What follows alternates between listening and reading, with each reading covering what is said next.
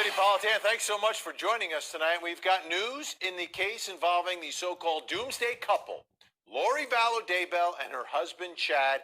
As you know, they have been accused and are facing a trial that should happen this summer involving what happened to Lori's children who were found dead and buried in Chad's backyard. But Lori Vallow, her husband, Chad, is not her first husband and not the only man that's in her life that's got some issues and has had some problems. All right, Chad Daybell, husband number 5, is in jail. Charles Vallow, husband number 4, was shot and killed by her brother, Alex Cox, who died on the toilet last December. Okay, so he's dead. Her brother's dead. Her 4th husband's dead. Her 5th husband's in jail, waiting for trial related to her dead children. Meanwhile, husband number 3, Joseph Ryan, also dead. But the question is, was there any sort of criminality associated with his death? Apparently not. Let's bring in Court TV legal correspondent Chanley Painter and Court TV anchor Ted Rowlands to break this down. So, Chanley, the final word on the death of Vallow, Lori Vallow's husband number 3, Joseph Ryan, is? He died of natural causes, Vinny. Now remember, this was reopened. The Phoenix Police Department reopened a review into Joseph Ryan's death in 2018 after a recording of Lori Vallow came to light. Remember the recording from October 2018 where Lori tells a group of people that she wanted to murder her 3rd husband, Joseph Ryan? Well, upon receiving that new information, they went back to review Joseph Ryan's death. He passed away of an apparent heart attack, according to the police report, in 2018. So they reopened that, they reviewed it, and today we're learning that they've closed the case. No criminality here. It was a natural death. Ted Rowlands, husband number 4 was shot and killed by her brother, Alex Cox. Husband number 3, I think, was tased or something by Alex Cox in his middle area, as it was described, I believe, by Alex Cox. So there was some history here. So there was a reason to investigate his death. Oh, absolutely. And then when, once the case started to unravel and the details came out with the missing children and the dead children, investigators obviously said, whoa, wait a minute, let's go back and look. And they have concluded, I don't believe it, that they had nothing to do with the Joseph Ryan's death. Now, I do believe it. You take them at their word, but it absolutely made sense to go look at it. It also does factor into the story. She has a dead spouse. She's been through that. Life insurance issues. It does play in somehow, I believe, in the narrative of how they got to this disgusting end. But now we know that they didn't, and Alex Cox didn't apparently kill Joseph Ryan. All right, so as we sit here tonight, there are 3 people in the sphere of Lori Vallow Daybell who have all died of natural causes at relatively young ages. Her brother, Alex Cox, on the toilet, Joseph Ryan of an apparent heart attack, and husband number 5's wife, Tammy Daybell. That's still natural causes so far. We'll see if that develops into anything. Let's get to more news now, Chanley. I want to put this up on the screen because Mark Means, the attorney for Lori Vallow Daybell, has an issue with apparently trying to communicate with his client. He's now requesting for an order directing attorney-client privilege communications. He hereby moves the court for an order directing the Sheriff's Department of Madison County, State of Idaho, and the Madison County Detention Center employees to allow access and privileged communications between attorney Mark Means and client Lori Noreen Vallow Daybell. So, Chanley, to me, this is a legitimate concern, right? This is preparing for a trial, and he wants to talk to his client. Yeah, and this has been an ongoing concern that Mark Means has raised ever since the spring. So in this motion just filed yesterday, they're saying that this is under the 6th Amendment right to counsel and that the Madison County's Women Detention Center has this ongoing problem of allowing attorney-client privilege communications. Like you said, essential part of preparing for a trial. So in this motion, he goes on and he says that on or about March 30th, 2020 until June 9th, 2020, I was denied access to my client to meet in the attorney-client room of said detention center. I was denied such without notice until my arrival at the detention center on March 30th, 2020. I voiced my objection to Prosecutor Robert Wood and the deputies at the detention center, but was still denied access to said room and my client. I was forced during this time to prepare our case in this matter subject to the unreasonable conditions illustrated in the attached photographs. I was limited to telephonic communication with my client. So get this, Vinny, he attaches photographs that he took at the Women's Detention Center there in Rexburg, Idaho, of what he calls unfair circumstances when he has to go in and meet with Lori Vallow. This is due, of course, to COVID-19 precautions, but he says this isn't right. There's the meeting room, that's the public meeting room there. There's a phone with a metal wire and cameras. He points to cameras, 2 cameras within that room. And remember, he alleges that the detention center recorded at least 2 conversations. Right there in the blue, that's Lori Vallow. Her face is covered, but that's through the glass of what he would see meeting with her.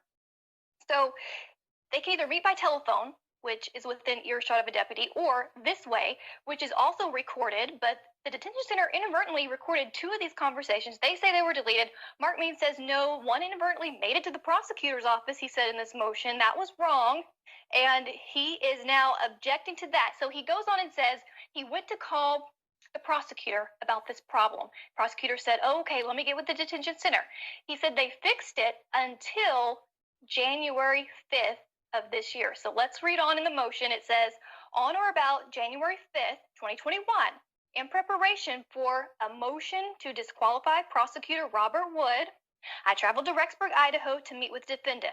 I was again denied access to the defendant with only one option to converse with defendant through the public room with metal corded telephone, again with 2 video cameras videotaping these privileged meetings.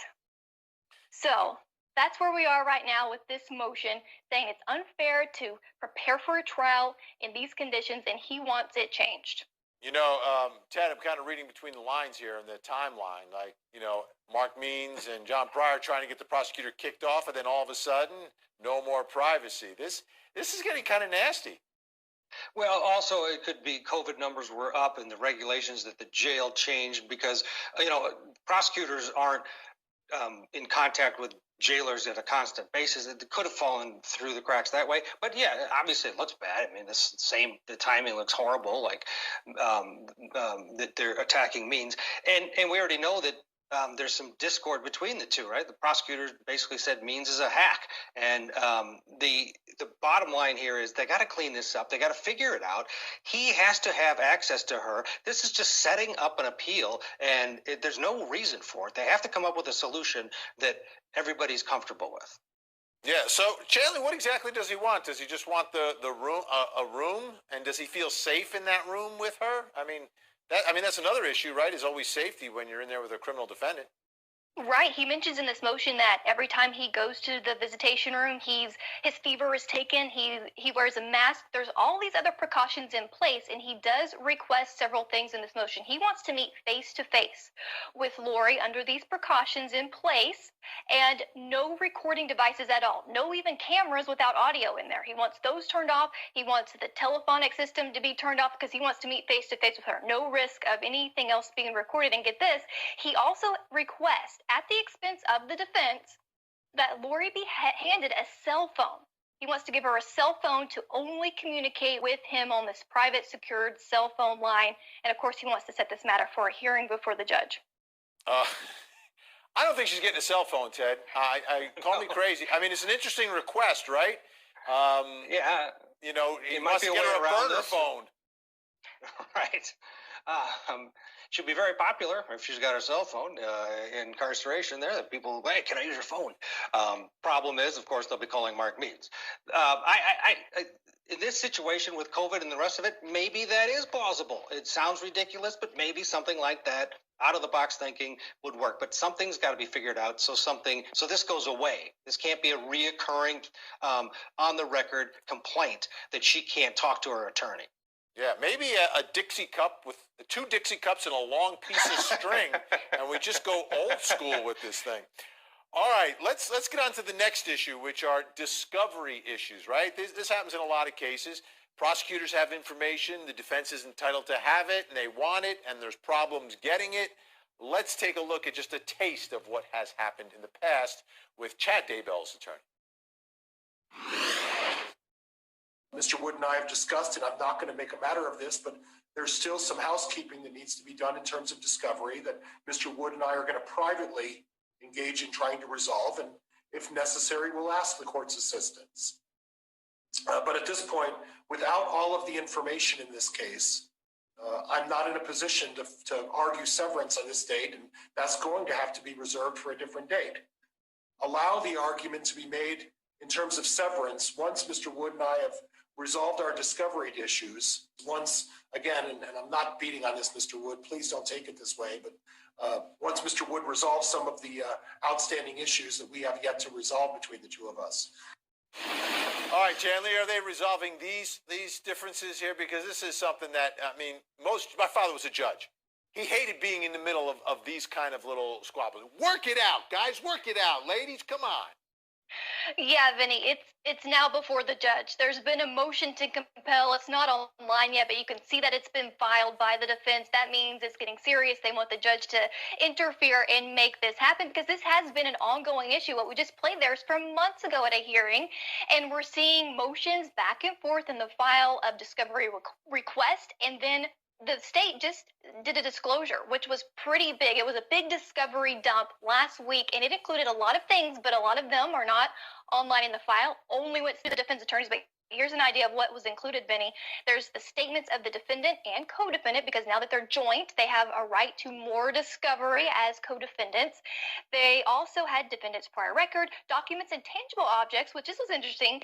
The prosecutor said, you can make an appointment with my office and come see those tangible objects for discovery. And then also reports of examination and test conducted. The state witness list for the trial was handed over. The expert witness list for the trial was handed over, as well as police reports. So we're hoping that those addendums will be released so we can know exactly who the state intends to call. But that was a lot of information, again, after a motion to compel. So it seems like that's helping this move along a little bit better for the defense. Yeah, those motions to compel, I'm telling you, judges just don't like to have to get in the middle of all that. Finally, the state has released the name of their expert when it comes to the big issue in this case, which is change of venue.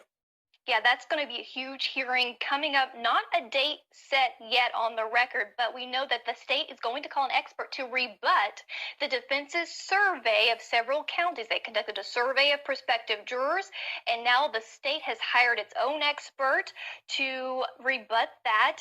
And it's Rhonda Harper, NBA. That is the expert. Ms. Harper is expected to testify with her rebuttal report regarding the unreliability of the defense's anonymous survey memo. So her report was provided to defense counsel, and now this is, again, it's to rebut right there the survey that was presented by the defense and the exhibits there. They conducted a survey of Bonneville, Madison, and Fremont counties that the vast majority of people interviewed by the defense had already made up their minds regarding the guilt of the defendant. So they say that they can't have a prospective juror, a fair and impartial jurors, in any of those 3 counties in East Idaho, Vinny, which we have for reference. I think we have a little map that we can show exactly where these counties are. Where Rexburg is in Idaho, which is Madison County, as opposed to Boise, which is on the western side of Idaho. And then Bonneville County would be where Idaho Falls is, which is a little more populated, but they still believe, based on their survey, the defense does, that they still could not find a fair and impartial jury there. So in rebuttal, again, the state saying they're going to call Rhonda Harper. She's an MBA. She's based in Dallas, Texas. She has a lot of experience, and she will critique this survey that the defense did and basically she points out flaws in how it's designed or how it's executed. And I also perused her website. She's quite expensive, Vinny. So her survey rebuttal reports typically range from $15,000 all the way up to $30,000 that the prosecution would have to spend to hire her to rebut the defense's survey. You know, it's interesting. They should have called me. I got a guy who'll do it for half price, but he's up in Jersey. Anyway, Ted. I'll do it for you right now. Exactly. Move the trial. Move the trial. Everybody the money, because here's what's going to happen.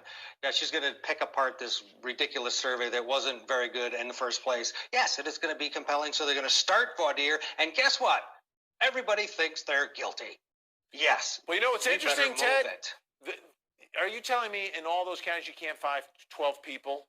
And not those all 12 of them. people. I'm saying in those three little dinky Mormon counties. You don't think you can find 12 people in those three counties? Because let me tell you, I think the defense is off base here. You're better off being in those three counties, because once you get rid of all those people that made up their mind, think about who you have left over. Those would be good defense jurors. This is where I think criminal defense attorneys get it wrong almost every time. All they want to do is move the case, move the case, move the case. When, you know what, when you do a good voir dire and you eliminate the people who formed an opinion, think about who you're left with. You know, you're left with those 12 people who, down in Pinellas County, Florida, who, you know, Ted, what I'm talking about, who somehow, some way told that mother that go have a nice day. That's the problem that you run into. And Boise, Ted, describe for us, isn't Boise like dangerously close to like Portland, Oregon? California. California. Yes, yes.